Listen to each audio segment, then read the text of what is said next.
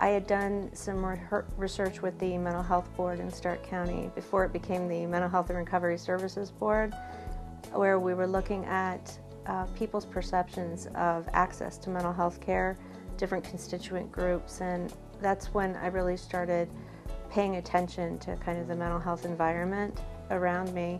I mean, I was familiar with mental health issues for a variety of personal reasons, but I hadn't really thought about it beyond my own experience.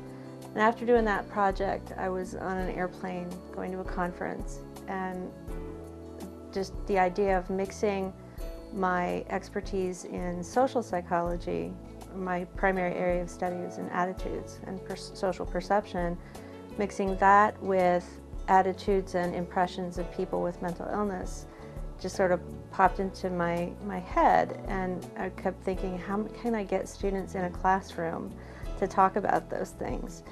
And then I started toying with using movies as the way in. So for the major, it offers a broader view of how mental health issues, again, mental health providers are seen or depicted in broader culture. So how does the media look at them? And then the second aspect of that would be, then what's the impact of those depictions on mental health issues? I look at it from a straight up psych side of stigma as an example of a social prejudice. But I also look at the clinical psychology side of what are these disorders and how would a person go about finding information about these disorders. I look at it from the film side of how films are structured to send particular messages. Like, why is it that certain kinds of lighting are menacing and other kinds of lighting are not? I also look at the sociological and anthropological piece and the historical perspective of, tracing deinstitutionalization in the United States to help students understand the historical context of why we're in the state we are in terms of mental health care in our culture.